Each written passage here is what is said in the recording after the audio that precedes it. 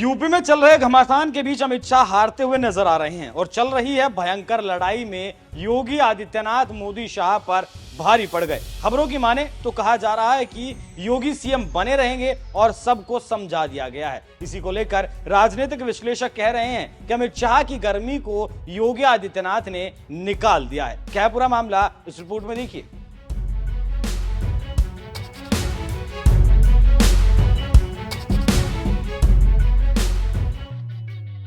लोकसभा चुनाव में जो यूपी में बीजेपी की हार हुई उसका असर अभी तक दिख रहा है। बीजेपी में दिल्ली से लेकर लखनऊ तक हाहाकार मचा है। ऐसा नहीं है कि यह तूफान सिर्फ यूपी में है। बीजेपी में घमासान महाराष्ट्र राजस्थान में भी है, लेकिन यूपी आरएसएस की प्रयोगशाला अब बन चुका है। लेकिन कांग्रेस सपा ने ऐसी चोट दी कि अभी तक मोदी शाह सहला रहे हैं। इसीलिए यूपी की लड़ाई बीजेपी और आरएसएस के नजरिए से खतरनाक है, क्योंकि 2014 में बीजेपी यूपी में 73 सीटों पर कब्जा करने में कामयाब रही थी, तो 2019 में 64 सीटों पर एनडीए ने कब्जा जमाया था। लेकिन 2024 में ऐसा क्या हुआ कि बीजेपी 33 सीटों पर आकर अटक गई और उसके सहयोगी भी मात्र 3 सीटों पर सिमट गए। यही बीजेपी में भूचाल लाने के लिए काफी था। विधायक, पूर्व मंत्री, संगठन सदस्य और वर्तमान में विधायक भी हमला करने पर उतारू हैं। योगी के विरोध में सबसे बड़ा चेहरा जो सामने आया है वो है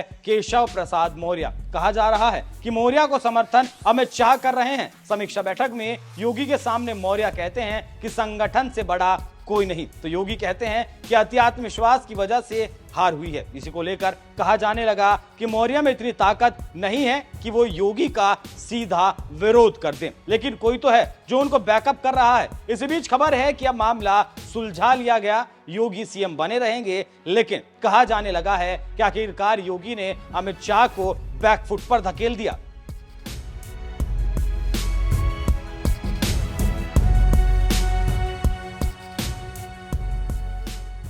राजनीतिक विश्लेषकों की माने तो उत्तर प्रदेश में बीजेपी की हार ही उसके लिए शर्मिंदगी से कम नहीं है। अभी तक किसी भी बीजेपी नेता ने हार की जिम्मेदारी नहीं ली और मोदी शाह चाह रहे हैं कि कोई ले, ताकि मोदी के ऊपर हार का दाग ना लगे। इसीलिए बलि का बकरा किसे बनाया जाए, उस बकरे की तलाश चल रही थी और उस बकरे की तलाश आकर पूरी हुई भूपेंद्र चौधरी पर, जिन्होंने हार की जिम्मेदारी लेते हुए इस्तीफा लगाने की पेशकश कर दी। जानकार ये भी कहते हैं कि बीजेपी की इंटरनल रिपोर्ट ने हार का ठीकरा पूरी तरह से योगी आदित्यनाथ की सरकार पर फोड़ा है। लेकिन योगी के सामने अमित शाह की एक नहीं चली और अंततः योगी की जीत हुई। कहा जा रहा है कि इस हार और जीत में आरएसएस का बहुत बड़ा हाथ है। लेकिन इस झगड़े ने एक बात साबित कर दी कि मोदी शाह जिस काम के लिए चले थे वो काम नहीं हो सका और अब इस बवाल के बाद योगी आदित्यनाथ तब कर निकले हैं। पहली बार अजय चल रहे मोदी शाह को झटका दिया है और सभी कह रहे हैं कि योगी मोदी पर भारी पड़े। अब जानते हैं कि योगी आदित्यनाथ जब पहली बार सांसद बने